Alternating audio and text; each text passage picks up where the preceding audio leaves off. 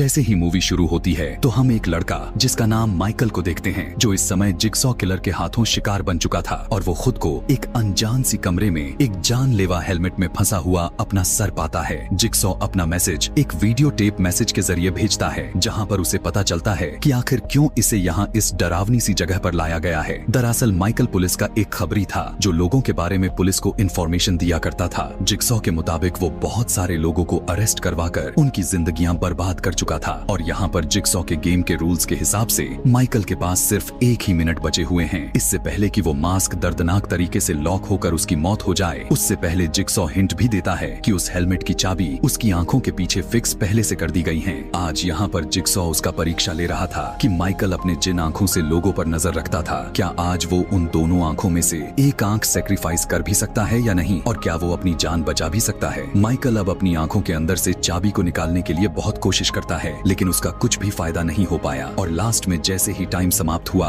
Helmet locked हो जाता है, जिससे उसकी बहुत ही दर्दनाक तरीके से मौत हो जाती है। दूसरी तरफ हम देखते हैं कि डिटेक्टिव एरिक की उसकी बेटे के साथ कुछ बात को लेकर बहस हो जाती है और वो गुस्से में आकर उसे वहाँ से जाने के लिए कहता है, और जब बाद में उसे अपनी गलती का पछतावा हुआ, वो उसके पास जाने के लिए कोशिश करता है, लेकिन अब यहाँ पर उसके बेटे डैनियल का कोई भी अता पता नहीं चलता कि वो कहाँ पर है। बाद में डिटेक्टिव एलिसन एरिक को माइकल की एक क्राइम सीन इन्वेस्टिगेशन के लिए उसी जगह पर बुलाती है जहाँ पर माइकल को दर्दनाक तरीके से मारा गया था। यहाँ पर आते ही एरिक को पता चलता है कि माइकल ने उसके लिए एक नोट दीवार पर छोड़ा हुआ था और यहाँ पर हमें पता चलता है कि माइकल किसी और का नहीं बल्कि एरिक का ही खबरी था, जो लोगों की इंफॉर्मेशन एरिक को ही प्रोवाइड करता था। दीवार पर लिखा हुआ नोट और हेलमेट मास्क पर बने हुए लोगों को देखने के बाद एरिक फौरन समझ जाता है कि आखिर ये मास्क कहाँ बनाया जाता है, और इसी तरह एरिक अपने बाकी डिटेक्टिव के साथ वो जिगसॉ के एग्जैक्ट सीक्रेट लोकेशन को फाइंड आउट कर लेता है, जहाँ पर जिगसॉ उन्हें कैंसर का शिकार हुआ कमजोरी के हालत में मिलता है। उसके पकड़ने के बाद उससे सारी बात क्लियर हो जाती है कि असल में उन्होंने जिगसॉ को नहीं ढूंढा, बल्कि जिगसॉ ने अपनी स्मार्ट प्लानिंग के थ्रू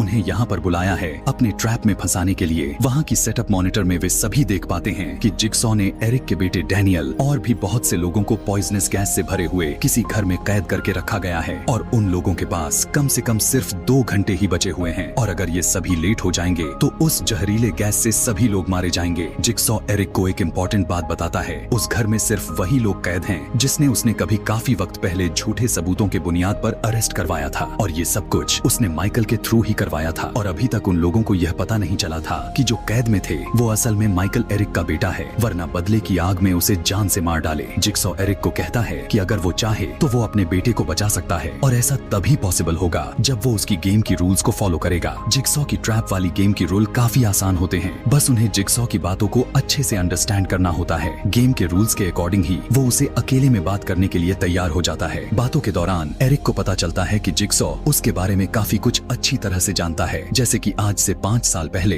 एरिक एक पुलिस ऑफिसर था जो वो अपनी कैदियों को काफी ब्रुटल तरीके से उन्हें टॉर्चर किया करता था ताकि वो अपनी गुनाह को स्वीकार कर लें, और उसने एक बार पूछताछ के दौरान उसने कैदी की दांत को ही तोड़ डाली थी। और यही नहीं, क्रिमिनल्स को जेल भिजवाने के लिए उनके खिलाफ झूठे सबूत भी बनाया करता था। यहाँ पर वो उसे अपने जिगसॉ होने का रीजन भी बताया। उसके मुताबिक लोगों को अपने लाइफ के बारे में नहीं पता और उनमें सर्वाइवर स्किल्स नहीं है जब तक कि वे लोग अपने मौत को अपने आंखों के सामने ना देख लें। जैसे कि यहाँ पर एरिक इस समय अपने बेटे के बारे में सोचते हुए फील भी कर रहा था। वो यह बात सिखाता है कि इंसान के अंदर तकलीफ बर्दाश्त करने की क्षमता बहुत ज्यादा है, और इसीलिए जिगसॉ उनकी लाइफ की अहमियत बताना चाहता था अपने इस क्रूरता भरी नियम से। जिगसॉ बताता है कि उसका एक निशान भी है, और ये निशान वो सिर्फ उन लोगों पर बनाता है जो इस गेम में सरवाइव नहीं कर पाते। वहीं दूसरी तरफ वो सारे के सारे कैदी यह पता लगवाने की कोशिश कर रहे थे कि आखिर वो यहाँ पर कैसे पहुँचे हैं। यहाँ के सभी लोगों को एक दूसरे के बारे में कुछ भी पता नहीं था। तलाशी लेने के दौरान अमांडा को जिगसॉ की वो टैप मिल जाती है जिसमें उन्हें पता चलता है कि जिंदा रहने के लिए उनके पास सिर्फ 2 ही घंटे बचे हुए हैं, जब तक कि उनकी उस पॉइजन गैस से मौत ना हो जाए। गेम को सरवाइव करने के लिए उन्हें रूम में छुपे एंटीडोट को फाइंड करना है, जिसका सीक्रेट को जिगसॉ उन्हें पहले के रूप में बताता है कि कोड सभी लोगों के दिमाग के पीछे मौजूद है और वो रेनबो कलर की फॉर्म में है। जिगसॉ उन्हें यह भी बताया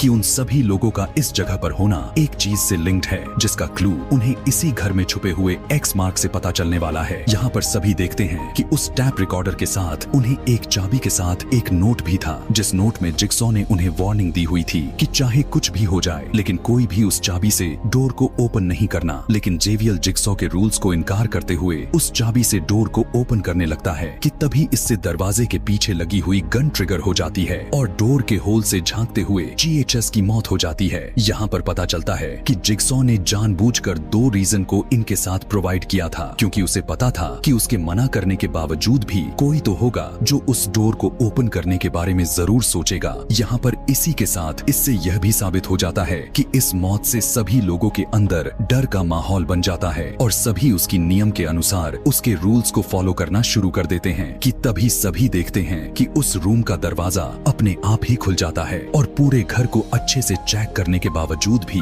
उन्हें वहाँ से कोई भागने का रास्ता नजर नहीं आता। बहुत समय तक छानबीन करने के बाद उन्हें वहाँ की एक बेसमेंट का दरवाजा मिलता है और जब वो वहाँ पर जाकर उस जगह को एक्सप्लोर करते हैं तो वहाँ पर उन्हें जिगसॉ का एक नया मैसेज के साथ एक पुतला और उन्हें और भी बहुत कुछ मिलते हैं और साथ में उनके लिए एक नाम ओबी भी दिया गया था जो उनमें से ही एक कैदी था। और तभी उन्हें यह पता चलता है कि उन सभी लोगों को यहाँ पर लाने वाला कोई और नहीं बल्कि ओबी ही खुद है। लेकिन उसे खुद यह नहीं पता कि वो यहाँ पर कैसे आ गया। जिगसॉ उस मैसेज में बताता है कि उसने पॉइजन की 2 एंटीडोट एक भट्टी में छुपा कर रखी हुई हैं और उनमें से एक ओबी का इनाम है सभी लोगों को किडनैप करके यहाँ पर लाने के लिए और दूसरा उन कैदियों में से किसी एक का रिकॉर्डेड मैसेज एक पहेली थी। वो यह थी, when you are in hell only the devil can help you out कहते हुए खत्म हो जाता है। लेकिन इस पर कोई भी ध्यान नहीं देता। जब ओबी का नाम रिवील होता है तब जेवियर उसे मारने की धमकी देता है, लेकिन ओबी उसकी धमकी से नहीं डरने वाला था। वो अपनी ही मर्जी से भट्टी में एंटीडोट्स को पाने के लिए जाता है और अंदर जाने के बाद वो सक्सेसफुली एक एंटीडोट ले लेता है। लेकिन दूसरे एंटीडोट के लालच में भट्टी का डोर अपने आप ही बंद हो जाती है और उसमें आग लग जाती है जिसमें जलकर वो मारा जाता है और वो दोनों एंटीडोट भी उसके साथ उसी में खत्म हो जाता है। बाद में उन सभी लोगों को एक और रूम मिलता है और रूम का दरवाजा खोलते ही उसके अंदर का टाइमर ट्रिगर हो जाता है। टेप को सुन लेने के बाद उन सभी लोगों को पता चलता है कि ये रूम जेवियर के टेस्ट के लिए ही है, जो वो एक ड्रग्स डीलर है। वो लोगों को ड्रग लगाने की वजह से वो जिम्मेदार है। यहाँ पर पता चलता है कि जेवियर को एक बड़े से नीडल के गड्ढे में से एक चाबी को ढूंढना था जहाँ पर वो दूसरा एंटीडोट था, लेकिन वो खुद ऐसा करने के बजाय वो अमांडा को ही उठाकर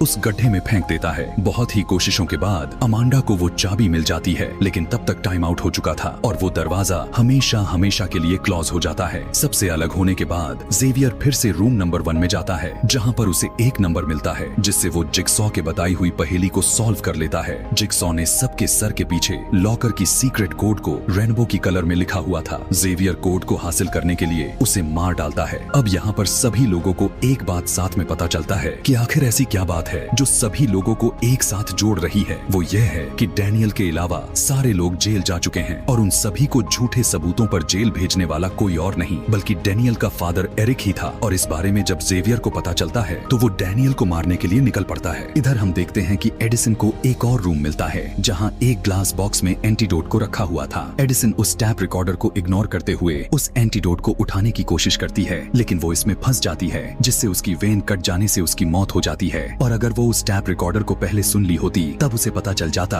कि उस ग्लास बॉक्स की चाबी कहाँ पर है और शायद वो बच सकती थी। उसकी चीख की आवाज को सुनकर वहाँ पर जेवियर आ जाता है और उसका भी कोड भी लेकर उसे वहीं पर मरने के लिए छोड़कर चला जाता है। थोड़ी ही देर बाद उसके अंदर डाले गए जहर की वजह से एक लड़की की डेथ हो जाती है। कई लोगों के बॉडी से कोड को कलेक्ट कर लेने के बाद जेवियर डैनियल के तलाश में निकल जाता है। वहीं पर एरिक अपने बेटे की जान खतरे में देखकर अपनी होश हवास को खो बैठता है। गुस्से में आकर वो जिगसॉ को मारने लगता है उस लोकेशन का पता लगवाने के लिए जहां पर उसका बेटा फंसा हुआ था। अब ज्यादा मार खा लेने के बाद जिगसॉ उसे एग्जैक्ट लोकेशन पर लेकर जाने के लिए तैयार हो जाता है, लेकिन वो एक शर्त रखता है कि वहां पर अकेले जाएगा। इधर जेवियर डैनियल का पीछा करते हुए एक वॉशरूम में पहुंच जाता है। जेवियर अमांडा को धमकी देते हुए कहता है कि वो उन्हें उसका नंबर बता दे। तब अमांडा उससे कहती है कि आखिर वो अपने ही पीछे लिखा हुआ नंबर को कैसे अंडरस्टैंड करेगा, लेकिन ना चाहते हुए भी जेवियर अपने पीछे की स्किन को काट कर निकाल लेता है। यहाँ पर तीनों में अब लड़ाई भी शुरू हो जाती है और इन तीनों के बीच हाथापाई के दौरान डैनियल के हाथों जेवियर की मौत हो जाती है और दूसरी तरफ एरिक जिगसॉ की बताई हुई लोकेशन पर पहुंच जाता है और वो उसकी बेसमेंट में चला जाता है। और इधर आर्मी भी वहां पर आ चुकी थी, लेकिन वो लोग उन्हें वीडियो मॉनिटर पर दिखाई नहीं देते और विक्टिम्स में कोई भी उन्हें नजर नहीं आता। जहां पर अब इन्हें पता चलता है कि असल में वो घर है ही नहीं जहां पर सभी कैदियों को कैद करके रखा गया था। उन्हें अंदाजा हो जाता है कि अब तक वो कैप्चर की हुई वीडियो को ही देख रहे थे, यानी विक्टिम के साथ अभी तक जो कुछ भी हुआ हुआ और जो भी इन्होंने वीडियो के थ्रू देखा था वो जिगसॉ के पकड़ने से पहले ही हो चुका है। और दूसरी तरफ एरिक भी अपने बेटे को ढूंढते हुए उस वॉशरूम में पहुंच जाता है, लेकिन उसे वहां पर कोई भी नहीं मिलता कि तभी अचानक से उसे एक बाथटब में किसी की डेड बॉडी मिलती है। और करीब जाकर जब वो चेक करता है तो वो डेड बॉडी उस पर अचानक से अटैक करके उसे फौरन बेहोश कर देती है। होश में आने के बाद एरिक देख पाता है कि वो भी अब चेन में बांधा गया है। उसके करीब रखा हुआ टेप को सुनने के बाद एक राज रिवील हुआ कि यहाँ पर मास्टरमाइंड जिगसॉ के अलावा कोई और भी है, और वो कोई और नहीं बल्कि खुद अमांडा ही थी जो इस पूरे षड्यंत्र को रची हुई थी। और यह सब करने के पीछे